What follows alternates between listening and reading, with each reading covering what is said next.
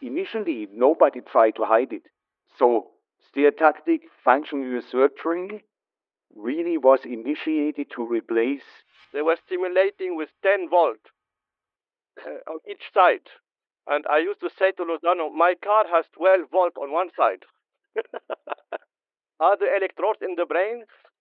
Well, one should, of course, not forget the pre-psychosurgical history in the realm of stereotaxy. So when Horsley initiated cortical surgery, right? So when people say today that it was the neurosurgeons alone, this is a myth. I have seen orgasm during surgery. I have seen sexual fantasy. I have seen many, many things. People crying, people laughing, people, during intraoperative stimulation.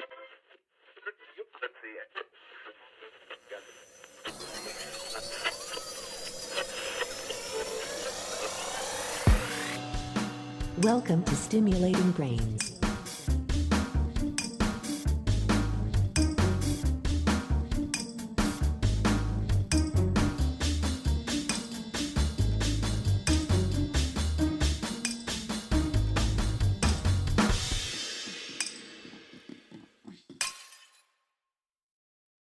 Hello and welcome to Stimulating Brains.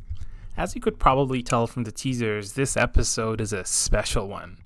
Not only because we get to discuss the resonance of psychosurgery in the history of stereotactic and functional neurosurgery, but also because we get to do that with a Celebra troika of world experts. Join us as Dr. Joachim Krauss, Dr. Marwan Hariz, and Dr. Christian Moll remember and reflect on the history of this field, but also infect us with this idea of a serendipitous model that can drive discovery.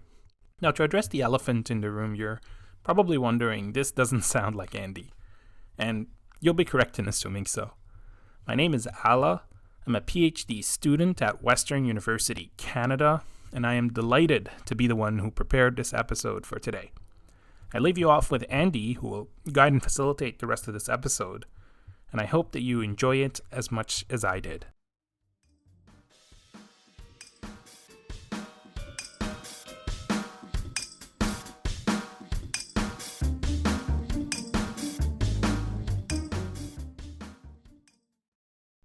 Thank you so much, Joachim, Marwan, and Christian, for joining me for this special episode of the podcast about a bit the history of functional neurosurgery, but also potentially psychosurgery. And then also another topic we have today is serendipity in discovery science, and in especially in neurosurgery. Since Marwan and Christian have been on the podcast before in episodes 1 and 3, actually, we hear Joachim for the first time here. So to break the ice, and before we get into the science, I always ask about free time and hobbies. So since you're new, maybe you want to share a bit about what you do if you have any free time at all. Okay, well, I must say I do a lot of different things besides medicine. And well, I would not call these hobbies, but it's just in be involved in different types of nature. I listen to a lot of music. I love to go to concerts. I love to go to art shows, and I love to go hiking, kayaking. One problem I have with music is that I always got into very extreme forms. So doesn't matter if it's metal music or classical music. And Marwan knows, he come with me one time to concert, and so I really had great joy listening to music. And one reason is I cannot listen to music while I'm doing surgery. It's completely impossible. I would be completely distracted. Yeah. So, but if I would not be that heavily involved in neurosurgery, I think I could do a lot of different things.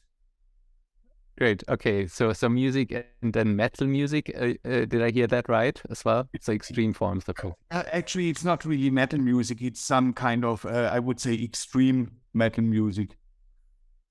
Can you name some groups or bands? Oh, Mayhem. Okay. More that kind of drone music, Earth, Sun. There's a lot of fantastic stuff out there. Yeah? And I rediscovered just a couple of years ago, going to to festivals again, and it's just great joy. Amazing. That sounds great. Would you have listened to music while operating, Marwan? I don't listen to music while operating. Okay. I don't like it. I want to concentrate. I'm like Joachim. Okay. And our it's completely forbidden, I must say. It's forbidden now? Okay. I see. Yeah. And then can you share a bit who were your key mentors in your career, Joachim, since you read from the others? Well, I've been into a lot of different fields to be true. Actually, I started my thesis on the basal ganglia in neuropharmacology. So my key mentor was Professor Meyer from Freiburg. And at that time, I wanted to be a pharmacologist, actually. Then somehow I got into neurology. And I always had a very big interest in movement disorders. So I was very lucky and fortunate that I met Professor Mundinger in 1985 in Freiburg, and then I joined his department, and somehow this was a key ignition for my further career, of course. And I looked at all of the films and videos he had from old patients. It was also my start of being interested in history. Yeah? And then, of course, I went to microsurgery with Professor Seeger. Again, I focused a little bit on movement disorders with peripheral denervation and so on. And then I had another jump to a different aspect, working with Bob Grossman and Joe Jankovic in the United States for 2 years, doing panidotomy, thalamotomies, which I did already before in Freiburg. And later, the next big influence, I must say, was Peter Schmidek, who taught me how to do vascular neurosurgery. So I got a lot of different twists and turns that brought me to the mix I'm actually doing, both in daily work and also in my scientific interest. Great. And you are a neurologist as well, correct? Yeah. You have a Facharzt in... I'm Facharzt for neurology, so I started my training with neurology, then went back to neurosurgery, back to neurology. But I'm very actually proud that I'm Facharzt for neurology. But very nice. My daily work, of course, is neurosurgery. Christian always talks, when he talks about the history, about surgical neurologists or also neurological surgeons, I think. So that fits your description as well, I'm sure. So yeah. One last question, more focusing on you, Joachim. We heard from Veerle Visser-Vanderwalle in episode 31 just recently that, and I think I've seen it from in your talks quite often, that 1999 was a special year for deep brain stimulation, with 3 unique papers all published in the same journal, in The Lancet. And one of them was yours and involved, I think, the first 3 cases of pallidal deep brain stimulation for dystonia. First of all, is that correct? Were these the first cases? And then also, can you tell us a little bit what led up to this trial and about the impact it had at the time? So actually, they were the first 3 patients with cervical dystonia. Yeah, and okay. So how did I come to do that? I was in Houston in the mid-1990s, and I saw some dystonia patients, so we did regular pallidotomy on the PD patients, and we started also to perform pallidotomy on dystonia patients. And until that, the main target actually for dystonia was the thalamus. Many people now think that the main target was a pallidum, but it's not true. Pallidotomy was not a surgery that had been performed regularly for dystonia. It was always thalamotomy. But then Bob Grossman, he was a bit hesitant, and he wasn't sure if that would work. So then I went to Switzerland from Houston. And when I came there, I had several patients who were waiting for me for surgery with cervical dystonia. And they showed me some patients where I should do peripheral denervation. And some of these patients were so severe retrocortis, problem with swallowing. So I saw peripheral denervation is not a good option in this patient. And then I thought, now I have the chance to explore the GPI as a target for dystonia. We went to the ethical commission together with Jean-Marc Burgunder, and we started with the first patient, and we told the patient, we are not sure what will happen, and we hope you will improve. We have a good concept, the theory, it should work, but we're not sure. And the patient had a fantastic response, so we had 2 other patients, and that was the birth of particle DBS for cervical dystonia. And also, of course, these were some of the first patients worldwide for dystonia, along with Montpellier and Oxford, yeah. And when we were very lucky to publish in The Lancet, it was difficult to publish because people initially just did not believe it, that it would work. And they wanted to have a bigger series, but of course that it takes some time, and you always need a pilot series to start it somehow. Sure. Yeah, great. So the first cases you mentioned, Montpellier and Oxford, were then generalized dystonia, I assume, or? Yeah, at the same time, I think at the same time also in Toronto, Andres Lozano had a patient with generalized dystonia, Philip Coop in Montpellier, and then Tipu shortly thereafter also in Oxford. But I must say, generalized dystonia became much more readily accepted as an indication. And I would say 5 to 10, 15 years that cervical dystonia was accepted as well. Makes sense. Yeah. May I ask a question as well? Andy, of course, please.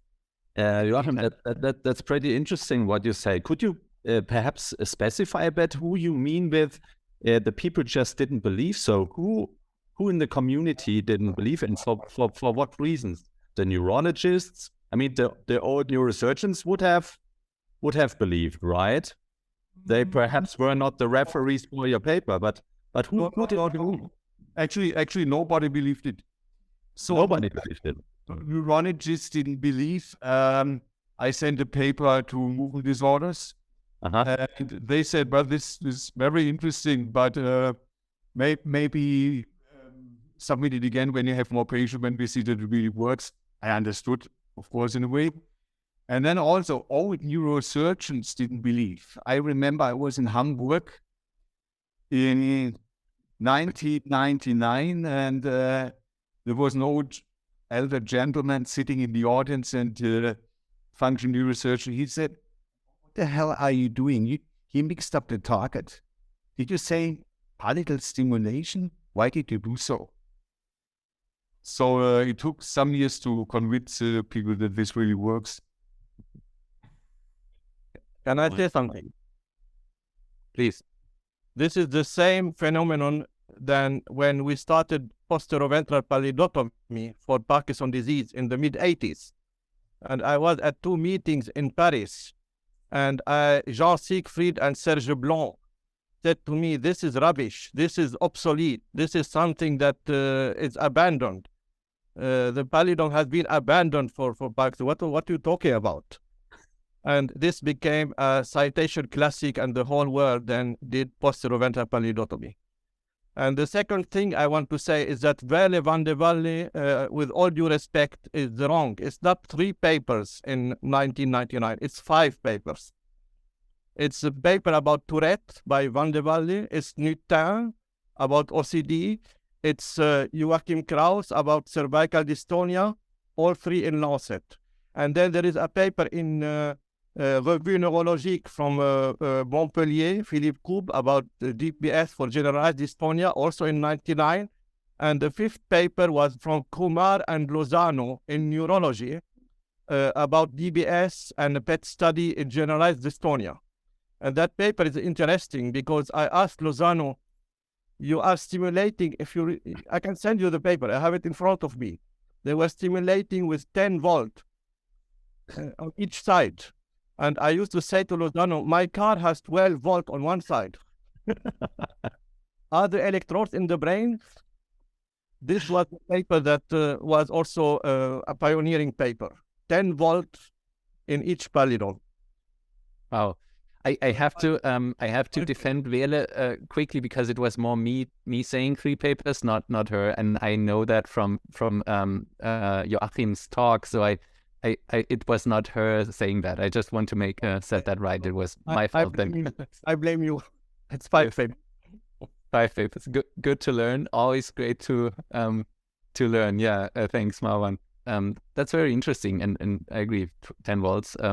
Yeah, that's a lot. Yeah, on each side. So we wanted to focus this episode on historical origins of the brain simulation and also functional neurosurgery, and specifically focus on 2 papers.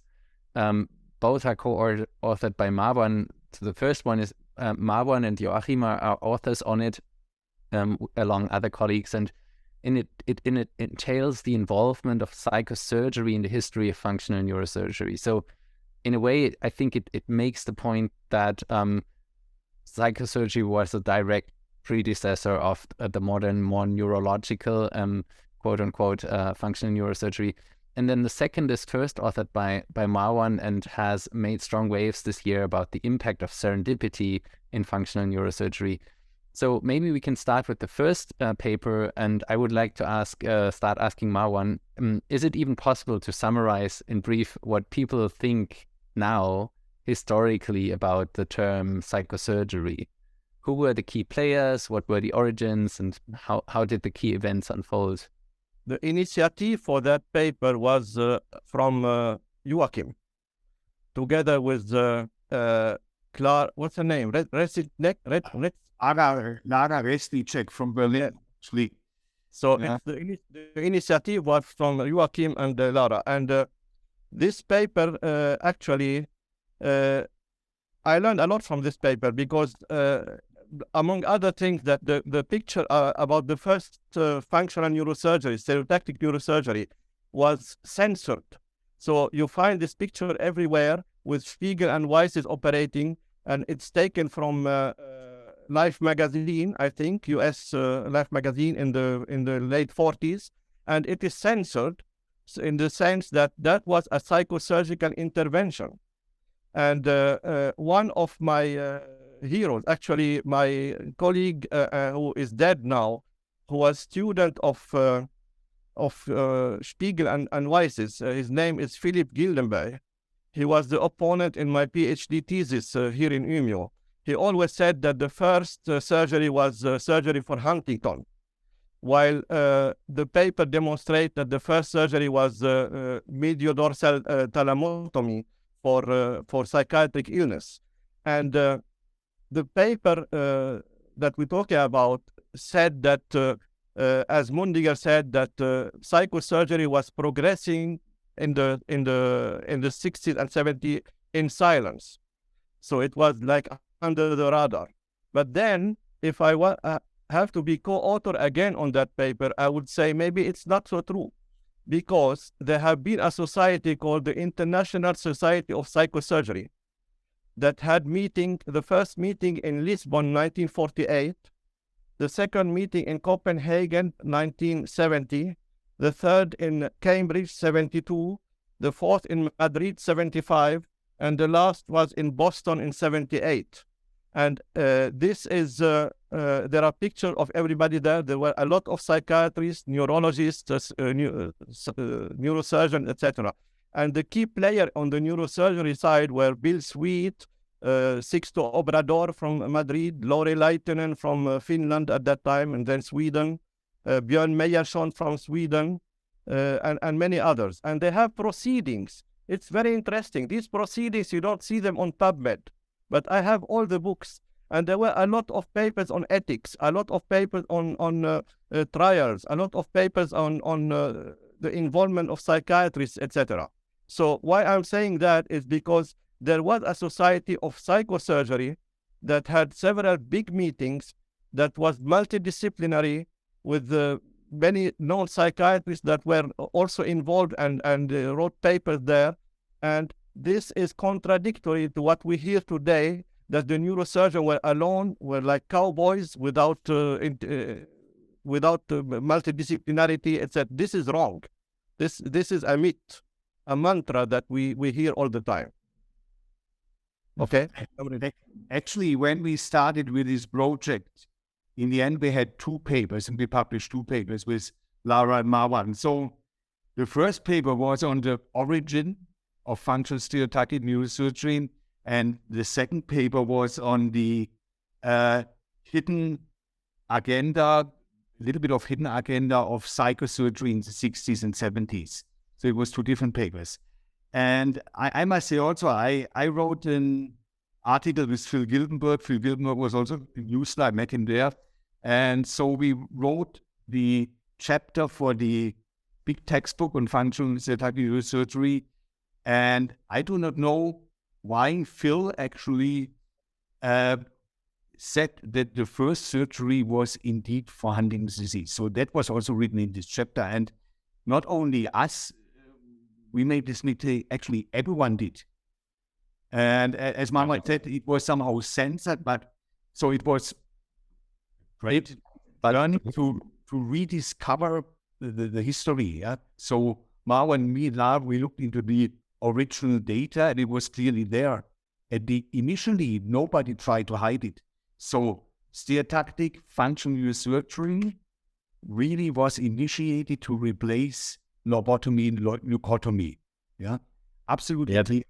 And the stereotactic technique, right? The stereotactic technique. Absolutely. And later, of course, there were all these troubles and turmoils and negative press with psychosurgery. And then somehow people wanted to get rid of their past and of the history. Yeah? And then it was the myth that functional stereotactic neurosurgery was invented for movement disorders, which obviously is and was wrong.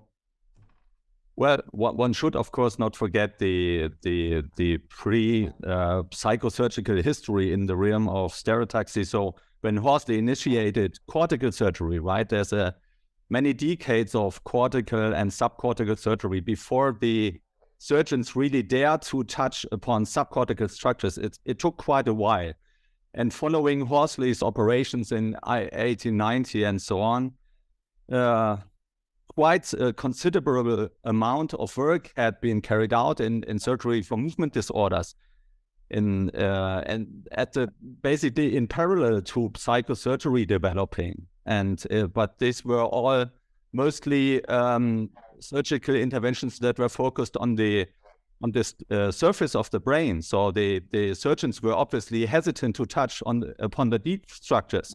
And that's the main issue, I think, about psychosurgery, because then the focus changed to the white matter tracks and to subcortical aspects. It became more the focused, and still we take the same operative track from prefrontal and precoronal areas of the bone. We still use this for movement disorder surgery today. But what I wanted to say is that we should, of course, not forget that following Horsley, Paul Bucy, Ottfried Förster, and all these heroes of surgery who worked in the domain of movement disorders were also very active and pushed the field of functional surgery in the domain of movement disorders forward. And then it was just the pressing need in the domain of psychosurgery that the need was for a less destructive method. And it was just the genius of Spiegel who just then remembered the stereotactic device that had been invented by Horsley and Clark.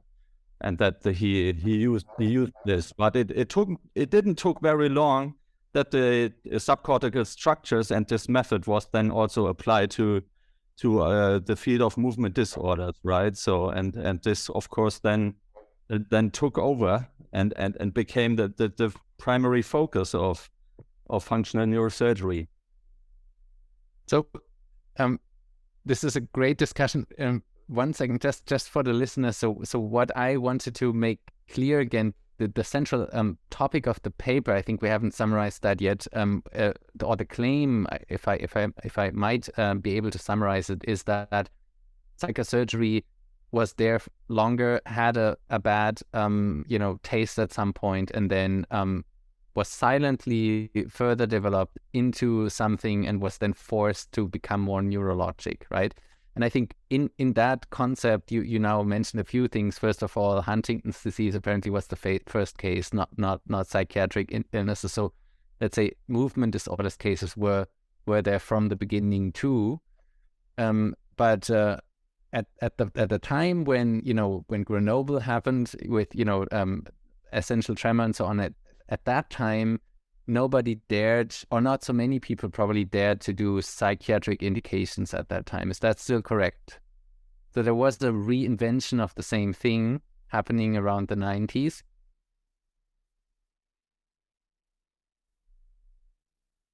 Yeah. Can I talk? Of course.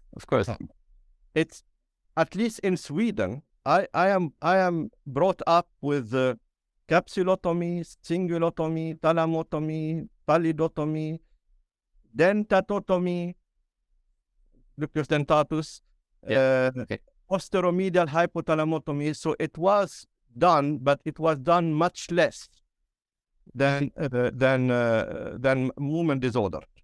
And the reason is that the referrals were much less, and very few psychiatrists dared or wanted to refer patients. But if I can just get back to one of the issues, that why this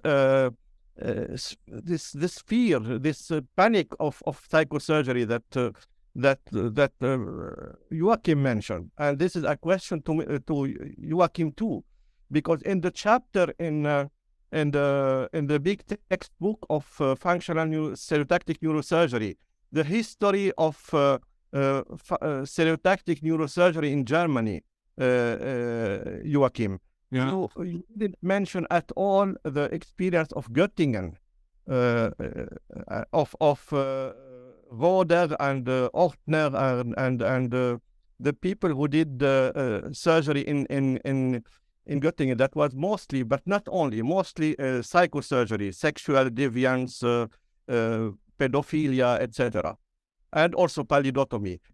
So how can you explain that? Well, I would say, for some time, people just did not talk about it much. I would say in the early 60s, psychosurgery still was there, but by then in the I would say mid-60s, in the end of the 60s, it just got a very bad reputation. That was because of new ideology, new politics, and then often people just did not talk about it. So in the way that we can talk nowadays about psychosurgery, even use the word psychosurgery again, that is also something new. And the process of re-evaluation, and also, even if we're living in a cancel culture society, we still now can re-evaluate what happened with psychosurgery. Yeah? And so this is kind of unique today, because, for example, when you give a lecture now to students, you talk about psychiatric neurosurgery. People just listen. Nobody gets excited. If you would have done so 30 years ago, I think they would have escorted you out of the lecture hall. Yeah? So I think it's also the sign of the times, different attitudes, different ideologies. And these changes, to my opinion, do not happen in the same pace in each place in the world. Yeah? So we also have different cultures where, for example, Japan, where it's completely impossible to do psychosurgery, yeah? Even nowadays. So, and I think the world has become much more diverse now, even if we have new and more information, yeah, but it's always different attitudes. So always also what we say, we talk from a European or European American perspective. Yeah. May I say something in addition and in response to Marwan? Please, just talk. It's just about the experience of the Göttingen team, Marwan. You are right that the Göttingen team, who also took up stereotactic procedures in the mid-50s, following Richard's footstep and Moninger's footstep from Freiburg, that they kind of specialized in psychosurgery. But one should not forget that 80% of the stereotactic surgery that was done by this Göttingen team was also on movement disorders, right? So it's about 15 to 20% that was psychosurgery. And that is about, perhaps Freiburg did a bit less psychosurgery because they performed a movement disorder stereotactic surgery on an industrial scale throughout the 60s and 70s. That is perhaps a bit different. But overall, it's not that the Göttingen team did psychosurgery only, right? So, and this is just something that for me was important to say on this occasion here. I know. We have published a paper together about the. Oh yeah, right. I remember. Yeah. I know, but they published the psychosurgical experience. Yes, but can I tell you why? So why would they publish, and why would they get this label of they are the prime among the prime psychiatric surgeons in surgery? Because they developed this hypothalamotomy, right? And the ventromedial hypothalamotomy. And this was then this is the dream of every stereotactic neurosurgeon, right? So to have a label and a surgery that is your own, that is your baby, and then you publish it, and then you follow the lines, and the most credit and it's the most rewarding thing for a surgeon to invent a type of surgery, right? And this is how they tagged, or this label became attached to the Göttingen team, right? And the first DBS in the more or less modern era used a quadripolar electrode, was done in Germany by Diekmann in Homburg-Saar for one patient, and published in 1980, I think. Did you meet Diekmann, Joachim and Marwan? Was he present on the conferences when you? Well, if you ask me, Christian, I said before there was one elderly gentleman at Tech. Okay. And talking about the polynome as a target. All right. So that actually was Diekmann. So I met him, yeah. Okay, that's interesting. Mm-hmm. That is very interesting. So that was 10 years before Grenoble then. And you say that was with 4 electrodes and was chronically implanted as well? Yeah, chronic. I can send you the paper. I would love that. We can add it to the show notes as well. I think, Joachim, you have mentioned different cultures over the time, of course, right? You would have been escorted out of the lecture hall if you even talk about psychosurgery 30 years ago. At that time, because I was not, I was alive there, but I was not, thinking much. Can you elaborate a bit? How do you guys think, what led to that? Did the counterculture and LSD or the hippie movement play a role, or was it really more the movies like One Flew Over the Cuckoo's Nest or Crichton's Terminal Man, or what led to that change of all of a sudden being so against this concept, in your opinion? Question to everybody. I think a lot of different topics came together. First of all, people realized the misery sometimes of a lobotomy, leucotomy, that people just lost the interest, lost the will. And of course, also it was a sign of the times, the 60s, when people revolutionized against older institutions, and they started to question things that were established before. And another strong impact, to my opinion, was psychoanalysis. Because the concept of psychoanalysis, of course, was in a way that you have the soul, there's a soul, there's a mind, and there's a brain. Yeah, so it was a different concept. It was not a biological concept, psychoanalysis. And so when you look at it from a psychoanalytic view, you can really question, how are you allowed to do such a terrible thing, to modify somehow the basis of the mind and soul. Yeah. And I think that was one of the major things. And then what you said, like the film One Flew Over the Cuckoo's Nest, I think that had a big impact, because then it became very popular. People went to the movie. It was a fantastic movie. And you saw Jack Nicholson, you saw the big Indian guy who was transformed into a willless person.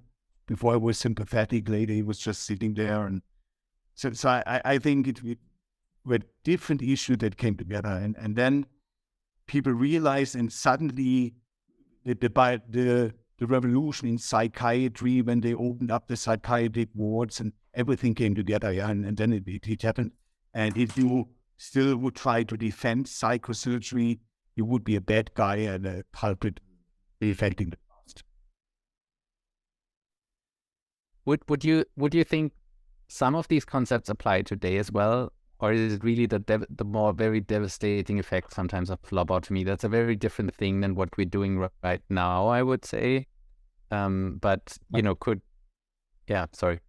No, the criticism still lingers around, right? I mean, that the times have changed, and so the mind has opened, and that the public has participated in the discussion. The politics had a strong impact, and authorities were questioned, and so this, of course, is something from the past. So we are now in so this is perhaps not the something to us to criticize now. So the authorities, so the relationship between the physician and the surgeon to the patient has completely changed, also due to this development, right, to the 60s. But still this discussion and this very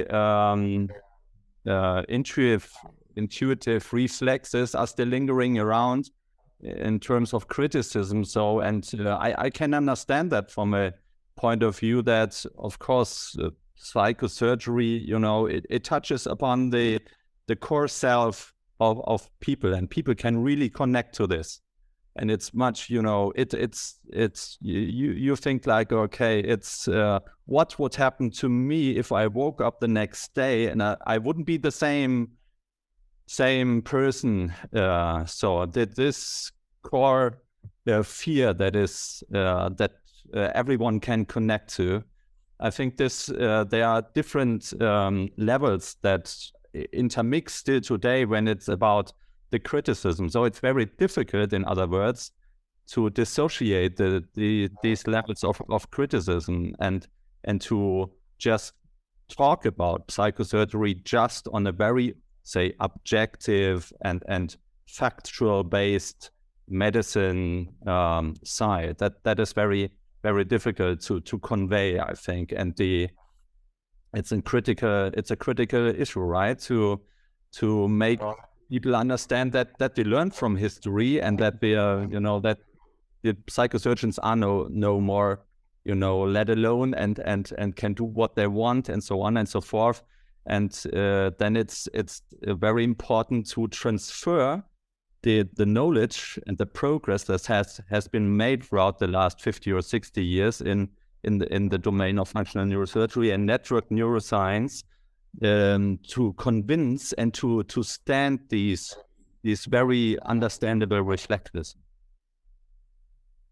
So I think when you mentioned, Christian, that surgeons are not let alone anymore, I think Marwan always brings up a very good point about that, right? That even also in the past, it was not just surgeons acting alone. It was sometimes even neurologists being left by their surgeons, right? Marwan, maybe you've mentioned that quite often. So I think that's a valid point here. Have you seen this book? So Marwan is showing a book, Studies in Lobotomy by Milton Greenblatt, Robert Arnott, and Harry Solomon. I have not seen it. Okay, this book is a book authored by neurologists, neurosurgeons, psychiatrists, psychologists, occupational therapists, physiotherapists, rehab doctors, students, etc. A huge thing, everything on this sexual issue after lobotomy, urination after lobotomy, rehabilitation of everything. A truly multidisciplinary book from 1950. So when people say today that it was the neurosurgeons alone, this is a myth. If you go on the street and you ask somebody who is responsible for lobotomy, they will tell you the neurosurgeon. This is wrong. The most fundamentalists for lobotomy have been neurologists, psychiatrists, even operating themselves in Norway, in Sweden, in many places. Don't forget that James Watts neurosurgeon abandoned Freeman. That it was Freeman who popularized this. He learned this lobotomy with the ice pick from an Italian psychiatrist in Varese in northern Italy. Egas Moniz, he went around in the world and instructed psychiatrists how to do this. Neurosurgeons were very reluctant. And I will mention here just one thing. So I cannot show you, but I will read it. It is the first Congress of Psychosurgery in Lisbon. That was the first Congress in Lisbon, 1948. 26 countries were represented, none from Germany at that time. That was after the war, etc. But the interesting thing there is that, and I will read from the book now, one of those who were at that meeting in 1948 wrote a memoir, and I will read. At that meeting, there was Scoville, who was a neurosurgeon, who described a method of just opening here and sucking in the suction. It was called suction of part of the frontal lobe, instead of the big lobotomy from here or from here. And Walter Freeman, not very kindly, said of the technique used that it was like putting a vacuum cleaner into a bath of spaghetti and trying to make a clean incision. I will send you the slide that is in front of me from that book. So Freeman was criticizing a neurosurgeon who tried to develop a technique that is less traumatic, less invasive than lobotomy, saying that it was like sucking a bath of spaghetti. So this was the attitude of some psychiatrists. And neurosurgeons, if you look at the proceeding of the psychiatry meeting, the different meeting I was mentioned, they urged, Lore Leitinen proposed a trial of psychosurgery, which was capsulotomy and cingulotomy, versus best psychiatric treatment. The same as Deutschel has done for STN DBS, right? Best medical treatment versus DBS for STN. That was proposed by several times by Leitinen, but the psychiatrists were not interested. And that was in the early 1970s. So the neurosurgeons were not alone. It was the psychiatrists and the neurologists who were alone. Okay. May I make a side remark, Andy? Of course. Just bear with me that I suffer from Germany-centric myopia in this respect.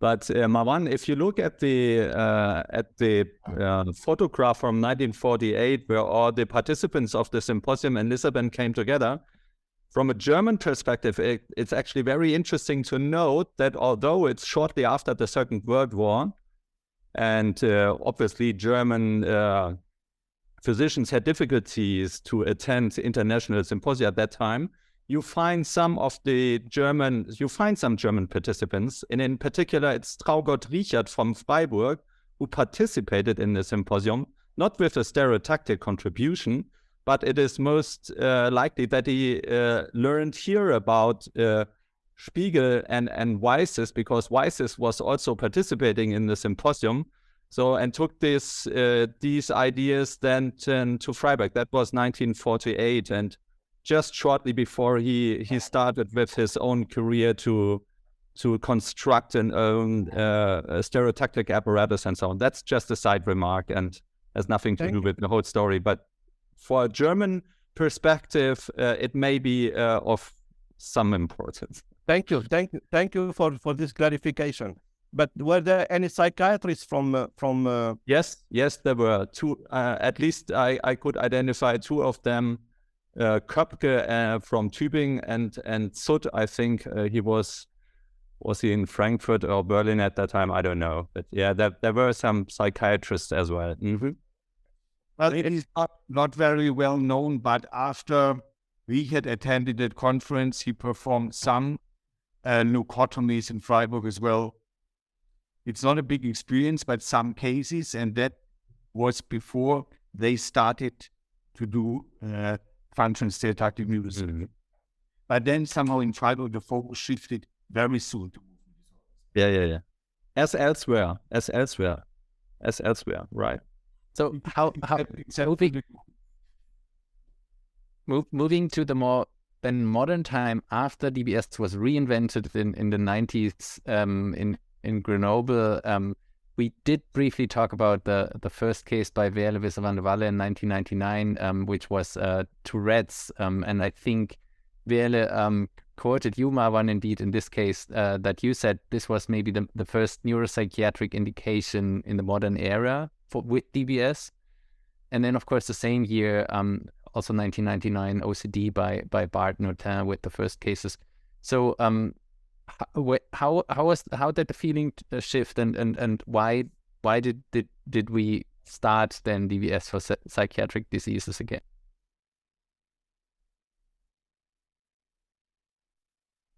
Shall I start? I think it was a myth again that if you don't mention lesions, not even stereotactic lesions, that would appeal more to the psychiatrist. And this has been going on since 1999. So it's like 24 years, which is still in gestation. It's a chronic pregnancy. It still has not delivered because they tried to fool the psychiatrist to be more approachable, more keen on referring patients by saying that this is not a lesion, this is deep brain stimulation, reversible, we can shut it down, etc. And many psychiatrists, they don't care. As long as you enter the brain, it's for them, it's surgery.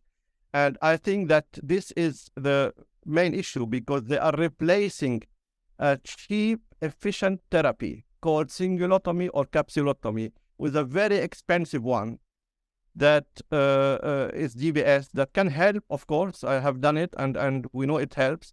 But this has been something that the companies have reacted to because now in Europe it's not approved for OCD. Even in Germany you have to seek approval. And the reason is that... Sorry? It was approved for a while. I mean, for OCD, DBS was approved, and now again you have to seek approval. Yeah, and the reason is that it's not profitable enough for the industry. But the issue is that the main issue is that, and I was at the first meeting that was, I think, in Aix-les-Bains in 2001, after that Notin started in 99.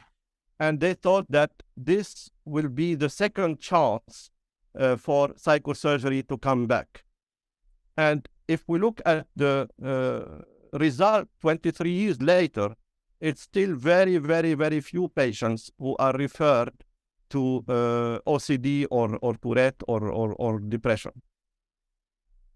May I say something? I think why Tourette? Why did we first see DBS in Tourette? I think that's because somehow Tourette is on the border zone between movement disorders and psychiatry. So, to my opinion, it was more easy to accept for many people that we have a new treatment for tics.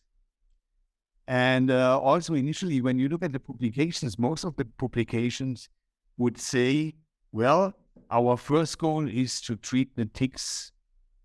It's not the first goal to treat the personality and the psychiatric disturbances, but unlike any other movement disorder, of course, tics are much more rooted in psychological issues than let's say, dystonia or Parkinson's disease. Usually pre-minute monitory urge, then the storm of tics when you suppress it and so on, yeah.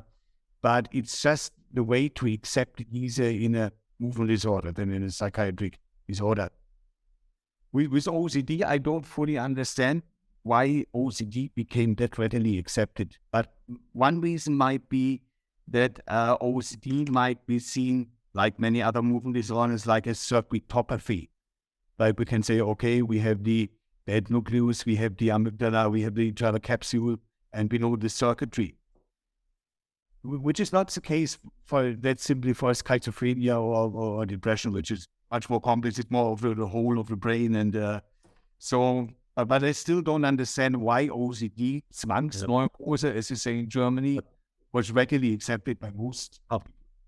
The question is as to how far this theoretic background with a circuit being involved and providing a rationale for surgery, as to how far this really played a role when Bart Notin started his work on OCD patients, right? I think with OCD, it's like there had been a lot of experience with OCD also during the stereotactic lesional area, and this is certainly different from Tourette's. I mean, with Tourette's, there have been, I think, very few patients with Tourette's had been treated also during the lesioning area of stereotaxy, but this was different with OCD. So OCD became one of the mainstays of psychosurgery actually after the open psychosurgery had been abandoned. So schizophrenia, OCD, and aggressive behavior. That was, I think, these three were the cardinal, the three main indications of stereotactic psychosurgery, if I'm right in this respect. And perhaps it may also be interesting to think about the lastly mentioned behavioral disorder or abnormality that had been widely treated and had been at least in the domain of functional psychosurgery and accepted. It was an accepted indication, so to speak, in parallel to OCD and to schizophrenia. What happened to these patients? Maybe interesting to think about that. I'm not suggesting this is a new hot topic. It should be treated, but it's interesting, and it also confirms what Joachim mentions, that so the hesitancy to talk about this topic. So okay, with Tourette's, you have it's closer to neurology. With OCD, well, yeah, there is some behavioral output, and but it gets more and more difficult and more complicated and even more black the box. And when it comes about these, aggressive, autoaggressive behavior, then it may have been very difficult to tackle this subject at that time. Yeah. But it had been one of the main indications. One of the best papers on lesions for Gilles de la Tourette is from Freiburg. I have it in front of me, by Babel, Warnke, and Ostertag, published in 2001. But this is their experience from long time ago. It's a fantastic paper about lesion in the thalamus and infrathalamic area, and there is quality of life, there is activity of daily living, there is a lot in this lesion paper. So, and now I know that in some places, lesional surgery is coming back for Gilles de la Tourette, especially in the capsule. And one of the papers was Mark Hallett was on that paper, is from China. Mark Hallett is co-author of palidotomy for Gilles de la Tourette. The other thing I want to say is that when it comes to DBS, with the STN accepted, if you accept the STN from this, all the targets that have been lesioned, somebody come and put an electrode. So why the capsule for Bart Notin? That was actually the idea of Björn Meyerson, who was on the paper with although the patient of Björn Meyerson were never reported in that paper, the Notin paper 1999. It should have been 6 patients. It was only 4 patients in the Lancet paper. But this is another story. So I'll tell later. What happened is that Van de Walle put an electrode where Hassler did the lesion. Benabit put an electrode where the thalamotomy. Jean Siegfried put an electrode where lightening the palidotomy. All of them, except the STN in movement disorder, were lesion targets. And the same in psychiatry. The posteromedial hypothalamus, the cingulum, the anterior capsule, the bed nucleus of stria terminalis. The bed nucleus of stria terminalis was lesioned by Bursaco, neurosurgeon in Spain, a psychosurgeon in Spain. And they put an electrode there. So my opinion is that all this is mimicking the lesion. And why? Because because the circuitry that some people are rediscovering today, thanks to tractography and functional imaging, etc., they knew the circuitry. Spiegel himself, he explained in a nice paper why he chose the dorsomedial thalamus. Well, he chose the dorsomedial thalamus because after lobotomy, the Wallerian degeneration was published the same year from the orbitofrontal cortex was back to the thalamus. So Spiegel chose, based on this circuitry, the medial dorsal thalamus as a target. While Talleyrand, instead of the thalamus, he chose the fibers, doing the anterior capsulotomy, the fibers from the thalamus to the orbitofrontal cortex. And don't forget that the circuitry of Papez was published in 1937. And most of the targets for both lesion and later for stimulation are on different nodes, different points in the circuitry of Papez, the circuitry of emotion. That was tracing studies, not imaging studies. Absolutely. And I personally, even though I use tractography, often look at the Hassler books and so on to get the actual knowledge. So I totally agree with you. Much more was known back then, I would even say. This is the perfect segue into the second paper that was authored by Marwan, I think, as first author, and with several co-authors as well. That's a serendipity paper. So the central take there is that serendipitous discoveries, for example, with a stroke leading to a symptom improvement or symptom worsening, have been driving the field of neuromodulation and functional surgery, and not so much, in contrast, maybe what we would think, which could be, translating things from animals to humans, which is the, mainly funded model. That's what everybody thinks. So your paper, I think, that did a great job and opened the eyes of many people actually to see, no, if we just look back, there are not so many wins for that classic model from animals to humans, but it's usually really from humans to humans. Do you want to say a bit more broadly about this topic, Marwan? I think the best one to say more broadly about the topic is Joachim, because I think he reviewed the paper and accepted it eventually. Okay. Well, I cannot say anything here, of course. But I know that you reviewed the paper. I always like to read the paper, Marwan, of course. Thank you for accepting after modification. Did you have doubts that it would be accepted, Marwan, or? He wanted me to change the title. He wanted me to say Serendipity and Observation. That is the title. As if serendipity didn't include observation. Anyway. Of course, I cannot say anything about that, because I should know. Okay. No, Andy, you are in this field better known than anybody else. Tell me which targets have been implemented in humans based on animal model except the STN.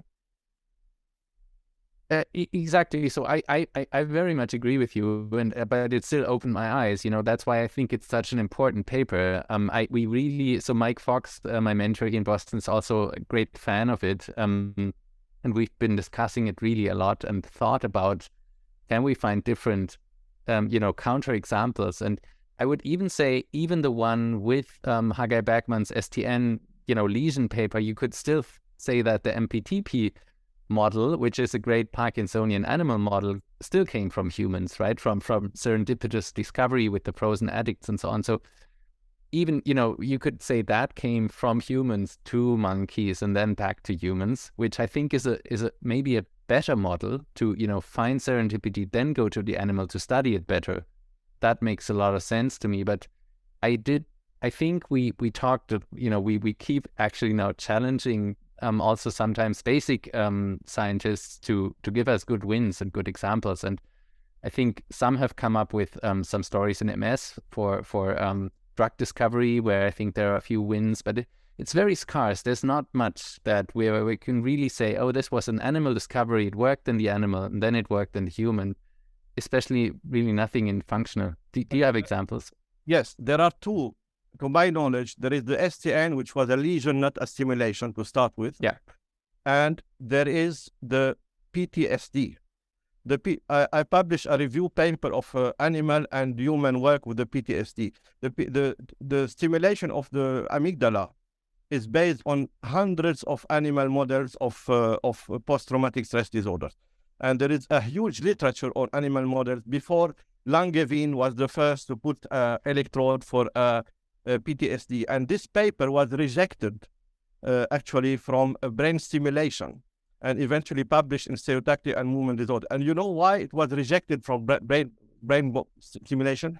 Because our conclusion in the paper, me and my fellow, who is a psychologist from London, we said that post-traumatic stress disorder, which is very common in war veterans, in the US, in people coming from Afghanistan and Iraq, soldiers. We said in that paper as conclusion that PTSD is probably the only psychiatric disease that can be preventable. Don't send them to war. Don't go to war. Yeah. And you don't have it. And it was rejected flatly by the reviewer because it was politics, which is rubbish, of course. Anyway, so PTSD with amygdala and SCN with Haggai Bergman and Tipo Aziz. Don't forget the year after Tipo Aziz confirmed the same model, with the same model. So apart from these, animal work is done after human work. I mean, Lozano, he published his mice and rats swimming around after he discovered by serendipity that the electrode was close to the fornix. So, functional neurosurgery with the patient awake, not like today, everybody is asleep, is a fantastic laboratory. You learn a lot. I have seen orgasm during surgery. I have seen sexual fantasy. I have seen many, many things. People crying, people laughing, people, during intraoperative stimulation, just by and this sometimes can lead to too much serendipity. Yassine Temel, my friend from Maastricht, he thought he discovered the Center for Erection because in the Tourette patient, the 3 Tourette patients, they had one who had hypersexuality, one who had hypo, and one who was normal. And I told to Temel and Verli, who was on the paper, this is everyday life. Sometimes more, sometimes less, sometimes nothing. So this is nothing special. But they put 3 papers on erection by a so-called serendipitous discovery. So sometimes it's too much serendipity. And the same with the experience of Oxford, where they have for urination, blood pressure, respiration, etc., because they were stimulating in the periaqueductal gray, where many things happen there. Blood pressure can go up or can go down, and then we discover somewhere for high blood pressure or so. I think it's important to look at the patient, and the functional neurosurgeon are the best place, and the neurologists, if they are in the operating room, to observe what happens and try to correlate to the location of the electrode. Yeah. And if you say too much serendipity, you mean that's because it was already known, right? But then maybe it wasn't reported enough. And that's another point, right? How can we make sure these serendipitous discoveries, even if they might be known to some, get better venues and published better, or incentivize this more, or because that's maybe another question that we had, that we feel like if this is where everything came from, how can we double down on the strategy? How can we make it more systematic? How can we I know you can't force serendipity, but is there a way to better observe or better report or find better journals, even just, to publish case reports? Or do you have any thoughts, all of you, how we could use this more systematically? It depends also on the consistency of the observation. Yeah. For example, Shakespeare wrote somewhere that once is nothing, twice is a coincidence, 3 times is a damn reality. So if you have the same thing 3 times, so it's a reality. Otherwise, it's a coincidence. And if you see, for example, Viagra, how did Viagra come about? It was tried for the heart, and the patients were lying on their stomach in the ward. the trial patients because they were afraid to show the erection. And it was not only one or two, it was several patients. So that's how Viagra, which was designed for heart issues, became for erection issues. It's serendipity too. You have many serendipity in medicine also. Carbamazepine, discovered for tic douloureux by a Swedish neurophysiologist who worked in Uppsala and published in the 60s and 70s, was also serendipity. So you have to be observant, and it has to be systematic. And the second thing, when it comes to DBS, is to have to check where is it coming from, and see what circuitry, what are you activating or inhibiting. But Marwan, in an optimal world, following the accepted indication, your electrodes are always going to the very same place. So, and if the community agrees and Andy finds out the sweet spot for every disease that is accepted, in an optimal world, all the electrodes go perfectly to the anticipated sweet spot. So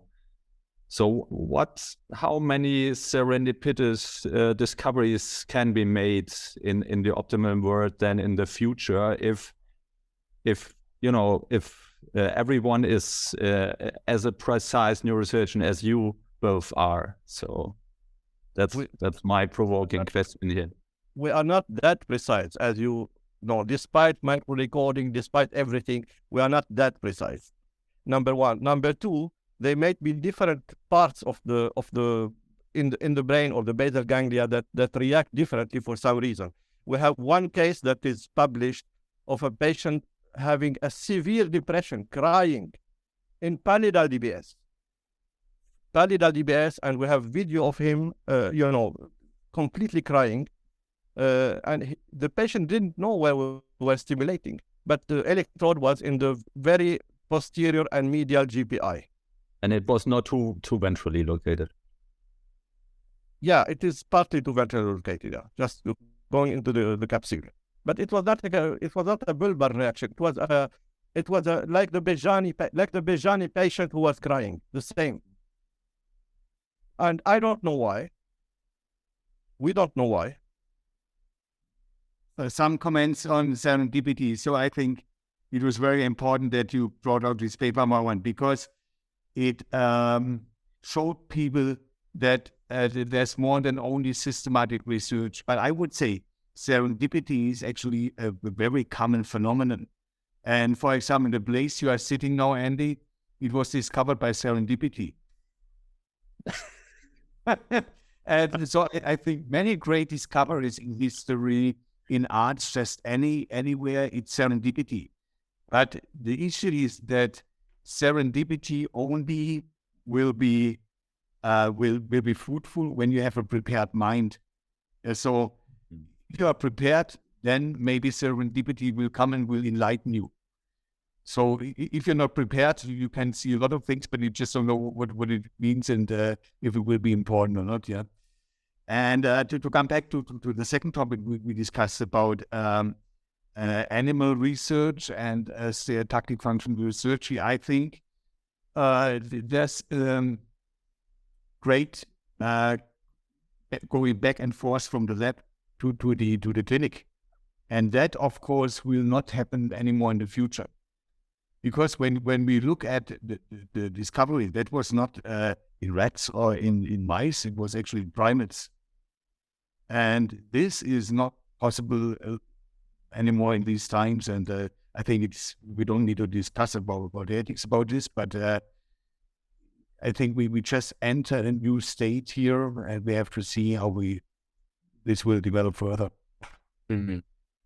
With the prepared mind, what you mentioned, I really like the talk by Benavid. He talked in Charleston at the brain simulation conference last year, and he said that Newton, many people had seen the apple falling down the tree, but Newton was the prepared mind to then think about why does the apple fall down the tree. And I think he compared himself to Newton in a way also in that case, because many people had seen in the operation room that high frequency stimulation did lead to cessation of tremor, that is, you all know this, but I don't think everybody knows this. So it wasn't a real discovery by him. It was more than to act upon it, to make it a chronic treatment outside of the operation room. That is the real maybe invention that he with Pierre Polack, I think that's how Pierre Polack at least told me. That was the real contribution in Grenoble, not so much the discovery that high frequency stimulation works, but to make it possible to do it outside of the operation room. So this is a very good point, the prepared mind. Again, maybe we can double down on that. Maybe we can teach people better to be prepared minds, right? Or to have better venues of how to, because I think a lot of serendipity can be lost if it happens and nobody watches in a way.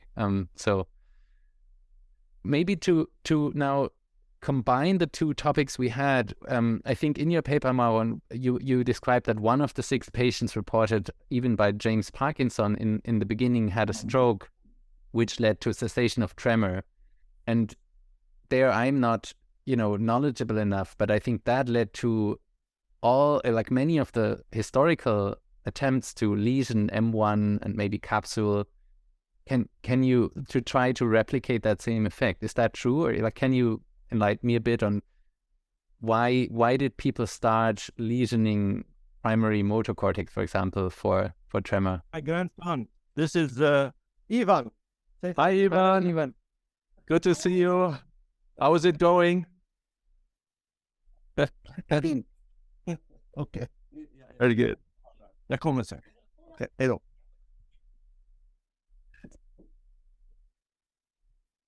We are babysitting here, my grandson. Anyway, yes. What did you say, Andy? So why did, like, the one case that had a stroke and then that led to cessation of tremor from the reports by James Parkinson, did that lead to ablational studies in M1 at the time? That's what the scholarly literature say. That why did they start the operation on the pyramidal tract, from the cortex to the spine, on different levels? And I have read several old papers by Bussy, by others. There are 2 reasons. One was mentioned by shall I say Dr. Moll, or shall I say Christian? Christian, please. Okay. It was that Walter Dandy had said for a long time that the basal ganglia is a no man's land. Don't touch it, because it has to do with the consciousness, etc. So people didn't dare to touch the basal ganglia. And they started with operation with removing parts of M1 and all the way down. And they justified this, that patients who had a severe tremor would rather have a half paralyzed arm than shake.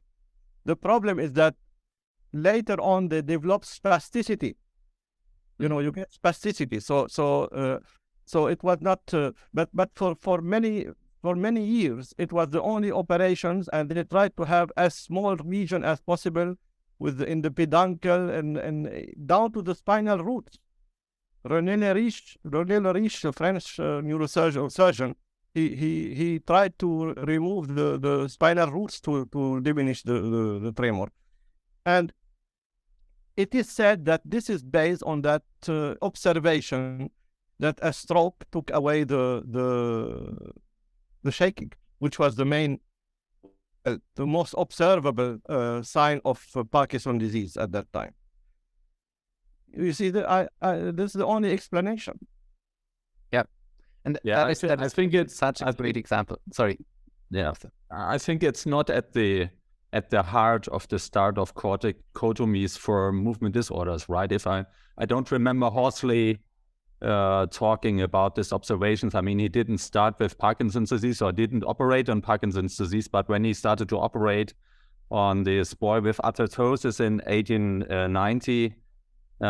He was familiar with the state-of-the-art neuroscience. He was a neuroscientist and a neurosurgeon at the same time, and he had the electrical stimulation at hand to delineate motor cortex, the excitable part of the cortex, and then he had the technical skills and surgical skills to take the arm region out and to alleviate the symptoms. And that was the main start then for movement disorder surgery and corticotomies all alike that followed then in different indications and so on and so forth. I think the discovery it was just a rediscovery that Parkinson had mentioned this in his essay. I doubt it very much that this was one of the driving forces that led to the origin of movement disorder surgery or Parkinson's surgery, even on a cortical or lower level.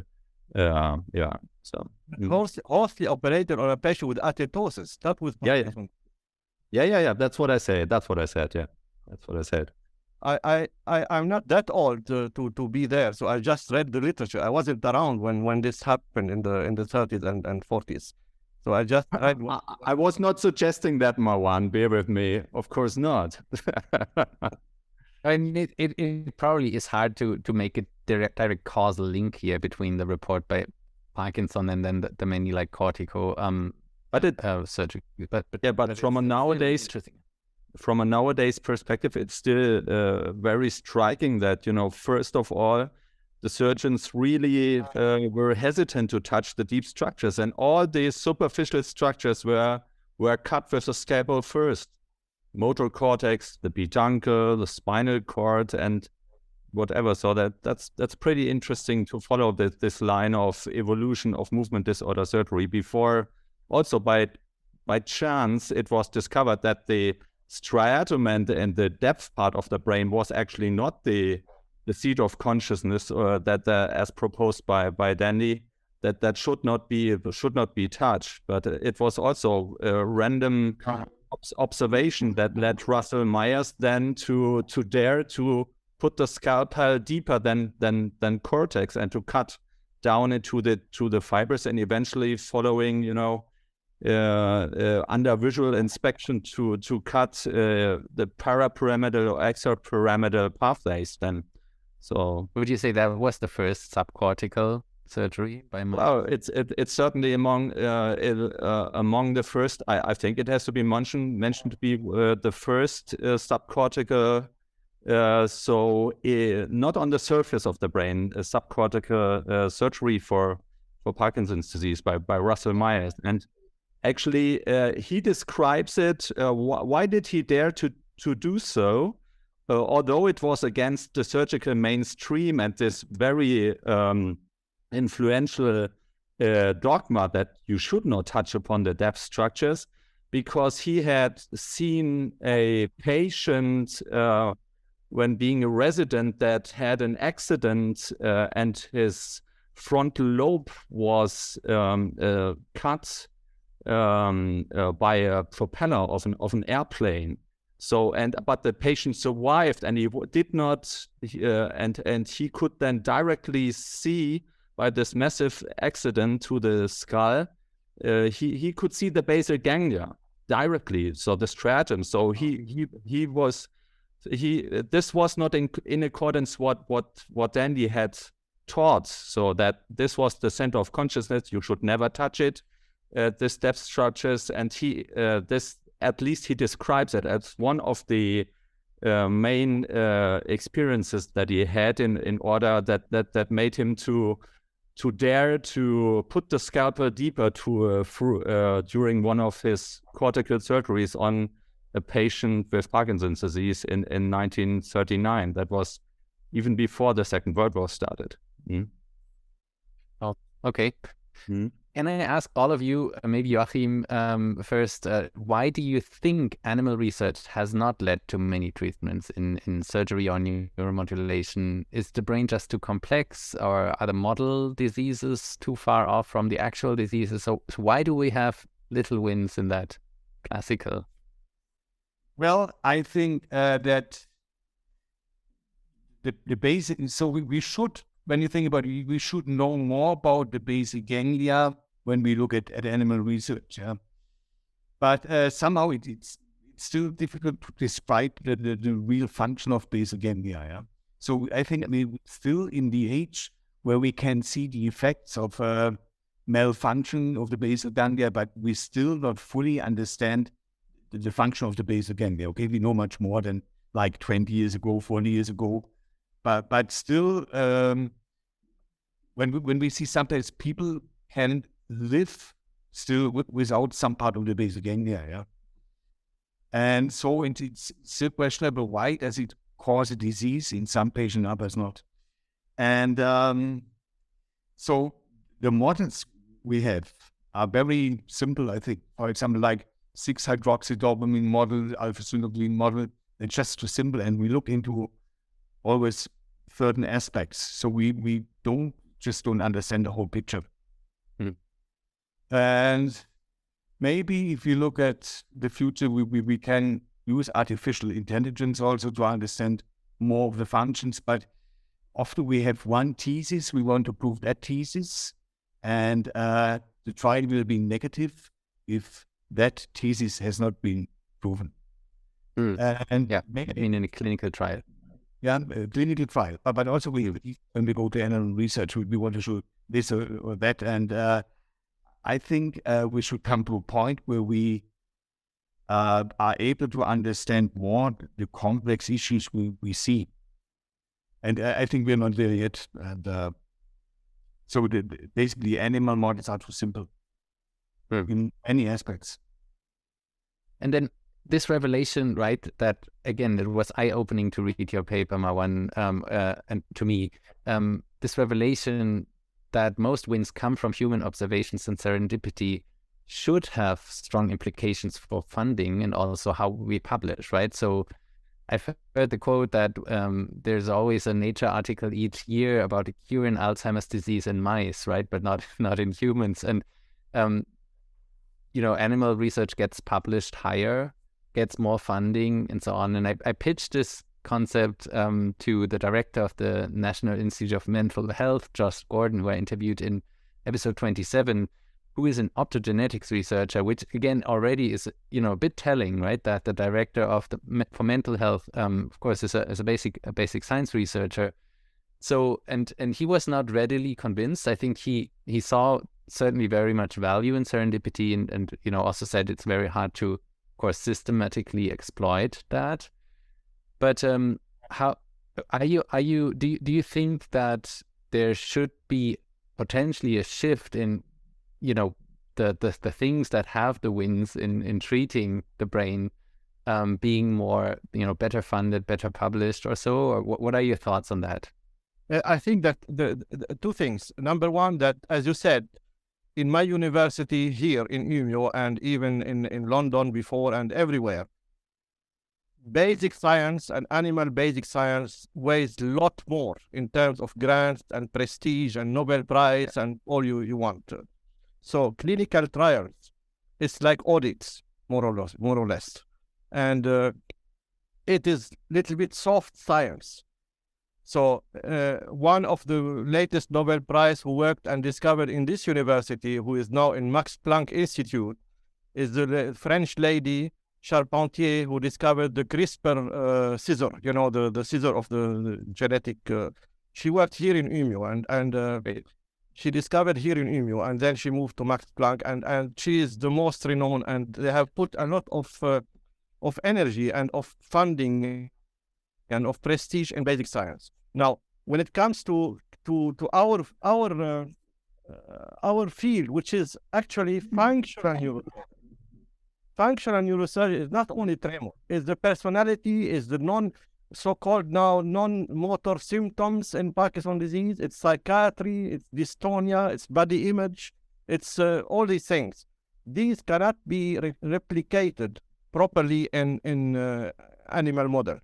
I remember Ted Hitchcock, who is one of the pioneers, a great neurosurgeon in the UK, is dead now. I'm sure Joachim knows him. You remember Ted Hitchcock? When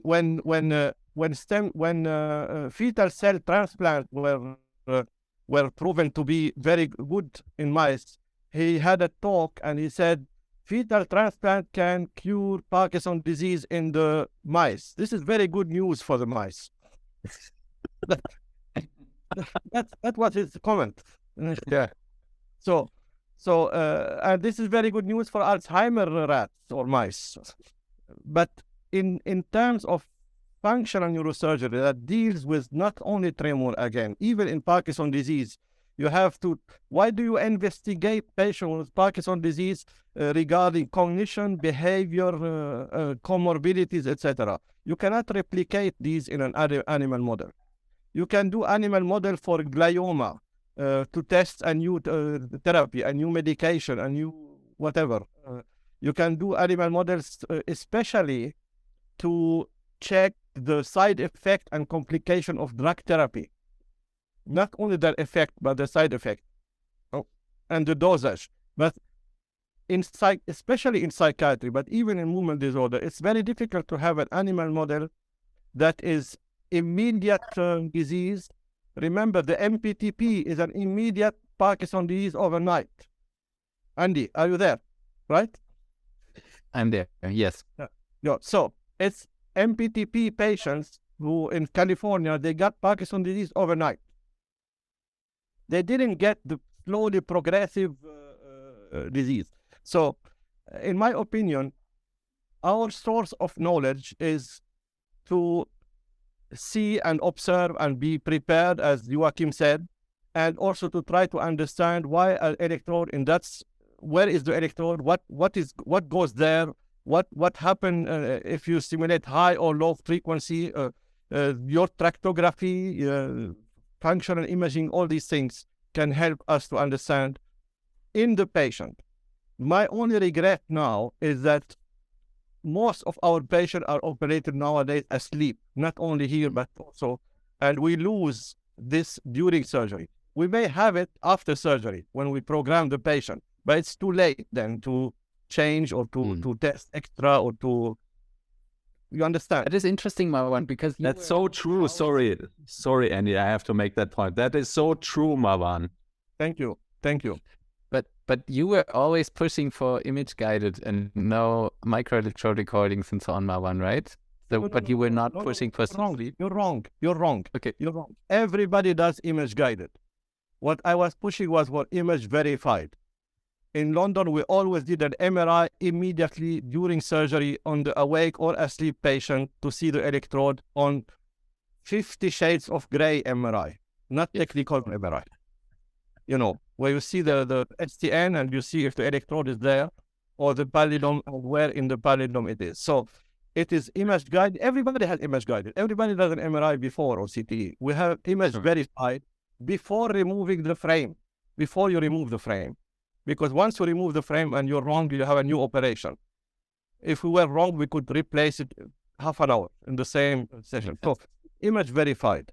And this is to understand the correlation anatomy to, now it was not physiology unless you think that physiology is only micro-recording. Actually, it was physiology because as soon as you have a probe in the brain and you stimulate, you're doing physiology. Right, Christian? You're right. So DBS is applied neurophysiology in the hands of a stereotactic neurosurgeon. And in an optimal world, it's applied neurophysiology in the hands of an interdisciplinary team consisting of neurologists, surgeons, and perhaps psychiatrists even. Yes, you're right.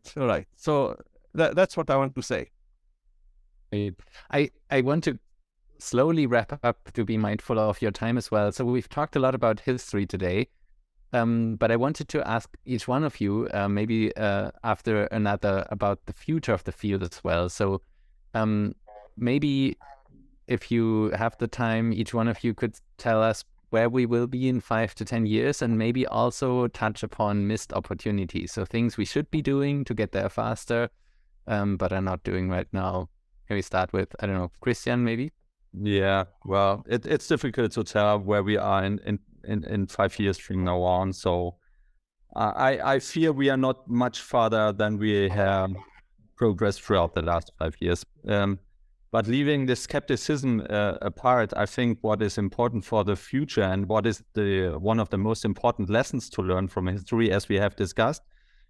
So it's my take is that it's about interdisciplinary teamwork and the conjunction. So stereotactic and functional neurosurgery is really at the heart of multiple disciplines.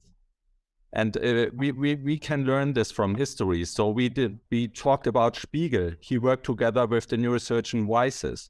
We talked about Hassler. He worked together with Richard and Munninger, the neurosurgeons. And so we talked about Benabit. He worked with the neurologist Pollack and so on. This list is endless. And I think it's about one of the most important things that we should never forget, that it's about if you want to further develop this discipline and make further progress, that this interdisciplinary effort is not lost and is even intensified. Although I understand that you need to fight the gravitational forces of the ever more specialized disciplines, like neurology is getting more specialized, neurosurgery, and so on and so forth. And I think you have to fight these gravitational forces and bring back this interdisciplinary effort to the core of our work, and to develop this interdisciplinary curriculum where basically all the disciplines are equally contributing. And then I think this would be the best thing for the future. Great, Joachim. Very well. I think the future will be great and open, and we always, in a way, go forward and backward at the same time. So what we saw during the last few years, we had rediscovery of lesioning surgery, we had rediscovering of psychiatric surgery. I think this will be ongoing. I'm certain we will rediscover peripheral denervation and other methods that have been abandoned, and somebody will think we just discovered something great and new. On the other hand, I think maybe DBS will not be the main topic forever. We've been living in the realm of deep brain stimulation now for 25, 30 years.